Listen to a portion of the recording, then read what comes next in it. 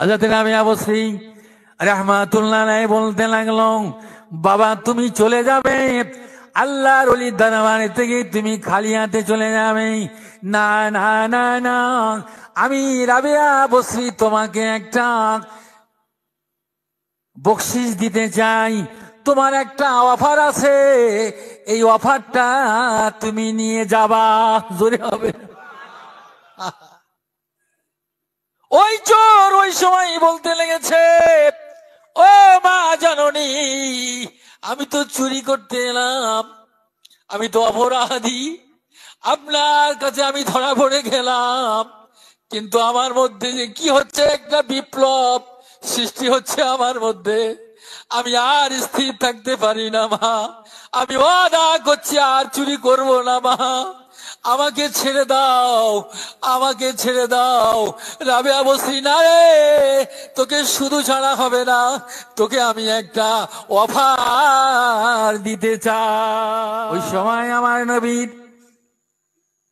খলিফাতুল মুসলিমিন হযরতে আবু বকর সিদ্দিক রাদিয়াল্লাহু তাআলা আনহু আল্লাহর পাক নবীর পাক জবানের কথা শোনার সাথে সাথে হুজুর আমার মসজিদে নববী শরীফে ডান পাটা আগে দিয়েছে, আগে বাড়িয়েছে।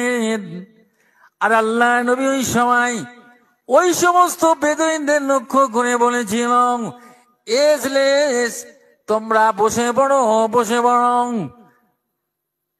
আল্লাহ নবী সাহাবী খলিফাতুল মুসলিমিন হযরতে আবু বকর সিদ্দিক রাদিয়াল্লাহু তাআলা আনহু ডান পাটা আগে দিয়েছেন, বাম পাটা পিছনে রয়েছে মসজিদে নববী শরীফের বাইরে, আর ডান পাটা ভিতরে। আবু বকর কিছুই মনে করলেন না, আল্লাহর নবীর পাক জবানের কথা শোনার সাথে সাথে হুজুর আমার মসজিদে নববী চৌকাঠে বসে পড়ে গেল। আল্লাহু আকবার, আল্লাহু আকবার। কি তাজিম, কি শ্রদ্ধা, কি ভক্তি! নবী যেটা বলেছেন, আমি যে পরিস্থিতি থাকি না কেন সেই জায়গায় আমি বসে যাব কেন? আমার রাসূল বলেছেন, আমার নবী বলেছেন। এটা হলো একটা তাজিম, একটু ভক্তি, একটা ভালোবাসা। এই ভক্তি আমাদের কাছে চলে যাচ্ছে, এই আদব চলে যাচ্ছে। আর প্রসিদ্ধ হুজুর প্রায় বলতেন, বাবা এই নফল ইবাদত থেকে বহুত জগৎ বহু নফল ইবাদত সে বেহতার থোড়া সা তাজিম। এই থোড়া অল্প একটা ছোট্ট কথা হলেও এই তাজিম তুমি যদি করো, আল্লাহ পাক তোমার দরজা আল্লাহ আল্লাহ বাড়িয়ে দিয়ে দেবে, বাড়িয়ে দিয়ে দেবে। শুধু আমাদের কাজ হলো সম্মান করা। আমার বাবাজি ভাইয়ান, আল্লাহ নবী প্যারা নবী সৈয়দুল মুরসালিন রাহমাতুল লিল আলামিন আবু বকরের দিকে তাকিয়ে মুস্কি মুস্কি হাসতে লাগলেন। ও বাবা আবু বকর, তুমি কেন বাবা বসলে বাবা? আমি তো তোমাকে বলিনি বাবা, তুমি কেন এমন করে চৌকাঠের উপরে বসে পড়লেন? ডান পাটা মসজিদে দিয়ে ভিতরে, বাম পাটা বাইরে দিয়ে কেন বসে পড়লেন? আল্লাহ নবী সাহাবা, প্রিয় সাহাবা খলিফাতুল মুসলিমিন বলেছিলেন, ইয়া রাসূলুল্লাহ, ইয়া হাবিবাল্লাহ, আমি ওটা বুঝি নাই। আল্লাহ আপনি আপনার পাক জবান থেকে যখন আপনি আমাকে বসতে বলেছেন, আমি আর কিছুই মনে করি নাই। আমি যেখানে থাকি না কেন আল্লাহ নবীর হুকুম পালনার্থে আমি আবু বকর বসে পড়েছি। আমি আবু বকর, এই জন্য আমি বসে পড়েছি। চিন্তা করুন, কি আদব, কি শ্রদ্ধা, কি ভক্তি, ভালোবাসা! এই দিতে গেলে কিছু ত্যাগ, কিছু সাধনা আমার আপনার দরকার আছে, প্রয়োজন আছে, নাহলে কিছুই হবে না। আমি কারি সাহেব, আমি মুফতি সাহেব, আমি মাওলানা সাহেব, অনেক কিছু করব, কিন্তু তাজিমটাই হলো সব থেকে বড় জিনিস। ভক্তি, শ্রদ্ধা, ভালোবাসাটাই শুনলি। আমার নবী ওই সময় মুস্কি হেসে বলছে, বাবা আবু বকর, আমি তো তোমাকে বলিনি হুজুর, আমি তো ও তো বুঝিনি, আপনি যখন বলেছেন আমি আবু বকর বসে পড়েছি, আমি আবু বকর বসে পড়েছি, ওসব কিছু নাই আমার কাছে। কি তাজিম ছিলেন, তবে নাই তারা খলিফাতুল মুসলিমিন হতে পেরেছেন, আল্লাহর আশিক বান্দা হয়েছে। তাদের জীবন যৌবন দিয়েছেন, জীবন দিয়েছেন, জান প্রাণ দিয়েছে আল্লাহ রসুলের জন্য, আল্লাহর কে খুশি করার জন্য, রসুলের জন্য জীবন দিতে প্রস্তুত হয়েছে।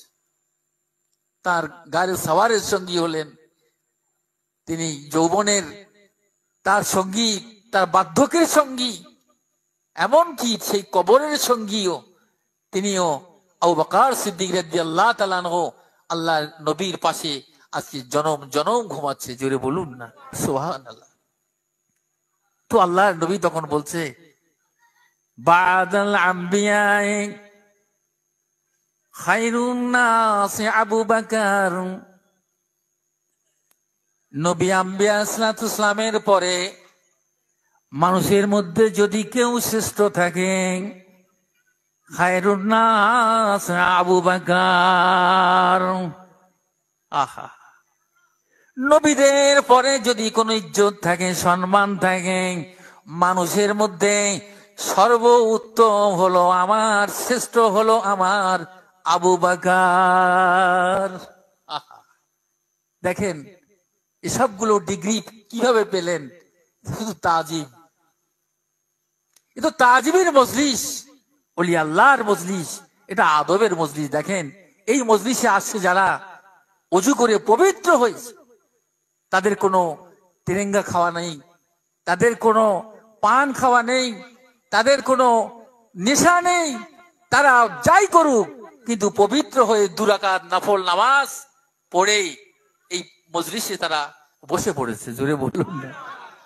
দেখান একটু এরকম মজলিস কোথায় আছে বিশ্বের, কোথাও একটু দেখান। 2 রাকাত নফল নামাজ পড়ে যখন নিয়ে নিলেন, আল্লাহ পাক তোমার শরীরের জিম্মাদারি আল্লাহ পাক নিয়ে নিল। এই মজলিসের ফয়েজ বরকত এবং নিয়ামত তুমি হাসিল করতে থাকবে যদি ওলি আল্লাহর মজলিসে তুমি বসো।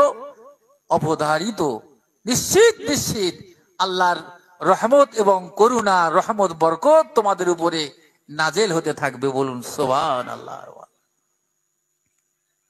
আমার বাবাজি ভাইরা, যাই হোক, আল্লাহ পাক কোরআনে বলেন ওয়ালাউ আন্নাহুম ইযযালামু আনফুসাহুম জাউকা ফাস্তাগফিরুল্লাহ ওয়াস্তাগফার লাহুমুর রাসূল। এ দুনিয়ার মানুষেরা রে, জগতের মানুষেরা রে, তোদের জীবনে যদি পাপ করে করে পাপ রাশি হয়ে যায়, পর্বত পরিমাণ সমান হয়ে যায়, আসমান এবং পাতাল পরিমাণ যদি গুনাহ হয়ে যায়, দুনিয়ার কেউ জানে না রে। মুসাল্লার পাটিতে বসে বসে তোর বিবি জানে না, তোর ছেলে জানে না, পাড়া প্রতিবেশী কেউ জানে না। মুসাল্লার পাটিতে বসে বসে আল্লাহর দরবারে কাঁদো কাঁদো, আল্লাহর দরবারে ইস্তেগফার করো। আল্লাহ আমি বড় গুনাহগার, খাতাকার আল্লাহ, আল্লাহ গো আমার কি দয়া আছে, মায়া, আমার কি ক্ষমা আছে? ও আল্লাহ, ও আমার সৃষ্টিকর্তা গো আল্লাহ, আমি বুঝতে পেরেছি আমার গুনাহ হয়েছে। আল্লাহ তোমার রহমত থেকে, আমার গুনাহ থেকে তোমার রহমত বড়। আল্লাহ আমার জীবনের গুনাহ তুমি আল্লাহ মাফ করে দাও। আল্লাহ রাব্বুল আলামিন বলেন, বান্দারে তুই যদি তওবা করে ফেলিস, আল্লাহর কাছে ইস্তিগফার করো, ফাস্তাগফিরুল্লাহ ওয়াস্তাগফার লাহুমুর রাসূল, তুই কি করবি? এ না, আমার হাবিব, আমার নবী, আমার প্যারা নবী সাইয়্যিদুল মুরসালিন রাহমাতুল লিল আলামিনের দরবারে চলে যাও। তার কাছে যে আমি আল্লাহ তাআলা আমার দরবারে তওবা কর। আর আমার নবী যদি, আমার হাবিব যদি তোর জন্য সুপারিশ করে, যদি তোর জন্য শেফায়েত করে, সুপারিশ করে, তোর জন্য যদি দোয়া চায়, আমি আল্লাহ আমার হাবিবের কারণে লাওয়াজাদাল্লাহ তাওয়াবার রাহিমা, আমি অবশ্যই অবশ্যই তোর তওবাটাকে আমি আল্লাহ কবুল করে থাকিব। তোর জীবনের গুনাহ আমি আল্লাহ মাফ করে দেব যদি আমার হাবিব তোর জন্য যদি সুপারিশ করে। নবীর দরবারে যাও, ইস্তেগফার করো, আমি আল্লাহ আমার কাছে ইস্তেগফার করো। আর আমার নবী যদি সুপারিশ করে তোমার জন্য, আমি আল্লাহ পাক আমার নবীর খাতিরে তোর সমস্ত জীবনের গুনাহ আমি আল্লাহ মাফ করে দিই। আজকে আমাদের কত গোনা করেছি বাবা, হাতের গোনা, চোখের গোনা, ব্যবহার আচারে, আড্ডা থেকে চলাফেরা, ওঠা বসা, নানান রকম কত বেয়াদব আমরা করেছি বাবা। সেই প্রায়শ্চিত্ত একমাত্র কামেল ওলি আল্লাহ দরবার, কামেল ওলি আল্লাহর মজলিসে এসে বসে যদি তুমি তওবা করো, ইনশাআল্লাহ তাআলা তোমার জীবনের গোনাহ আল্লাহ মাফ করে দিয়ে দেবে। সুবহানাল্লাহ, মাফ করে দিবে। এইটা আমাদের সংবরণ করতে হবে, আমাদের সব সময়ের জন্য চিন্তা করতে হবে। আল্লাহর নবী তাই বলেছেন। কি বলেছেন? ওয়ানা আবু হুরায়রা রাদিয়াল্লাহু তাআলা আনহু قال قال رسول الله صلى الله عليه وسلم حرمت النار على ثلاثة عيون وعيون بكاء من خشية الله وعيون سعى في سبيل الله وعيون ما غمزت عارف الله। আল্লাহ নবী বলেন, তিন শ্রেণীর চোখ আল্লাহর জাহান্নাম স্পর্শ করবে না। জাহান্নাম তিন প্রকারের চোখ, তিন প্রকারের চোখকে আল্লাহ জাহান্নামের আগুনে পোড়াবেন না, জাহান্নাম স্পর্শ করবে না। জোরে হবে না সুবহানাল্লাহ। আমার বাবাজি ভাইয়েরা, আল্লাহ নবী বলেন, আল্লাহ রসুল জানালেন, এক প্রকার নবী বলেন, যে চোখে আপনার ঘৃণা জাহান্নাম হারাম থেকে আল্লাহ সব থেকে যে পরহেজ করে, যে চোখ দিয়ে সবসময় জন্য আল্লাহকে ভয় করে আর আল্লাহর জন্য কাঁদে, চোখের পানি ঝরায়, আর যে চোখটা সর্বদা আল্লাহর যেখানে আল্লাহর আরাধনায় জাগ্রত থাকে। জোরে হবে না সুবহান। আর তৃতীয় নম্বর চোখ হলো যে সবসময়ের জন্য হারাম কাজ থেকে বিরত রাখে। এ মুসলমানের দলেরা, আপনি কারি হন, মুফতি হন, মাওলানা হন, যত ডিগ্রি হারি অর্জন করনেওয়ালা হন, যদি আমরা এই চোখকে যদি সামলাতে না পারি, কন্ট্রোল না করতে পারি রে বাবা, আমাদের জীবনের কোনো মূল্য হবে না, হবে না। সে তাকওয়াবান হতে পারবে না, পরেশগারী হতে পারবে না। তাই আমার মুর্শিদ বলেছেন, বাবারা তাকওয়া করো, পরেশগারিটা করো। শুধু পরেশগারি খাওয়াটা নয়, তোমার চোখকে হেফাজত করতে হবে। তোমার কথাবার্তার দ্বারা মানুষ যেন ব্যবহার খারাপ না পায়, কষ্ট না পায়। তোমার চলাফেরা সমষ্টিগতভাবে তাকওয়া পরেশগারি বলা হয়েছে। একটু জোরে হবে না সুবহানাল্লাহ।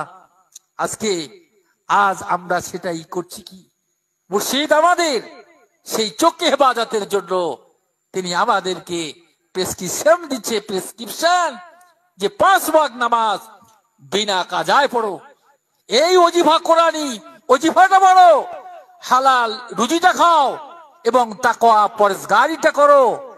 এই 4টি প্রেসক্রিপশন অনুযায়ী যদি তুমি ওষুধ সেবন করতে পারো, ইনশাআল্লাহ আল্লাহ পাক তোমাকে হেফাজত দান করে দেবে। আল্লাহ আমাদের হেফাজত করবে অবশ্যই।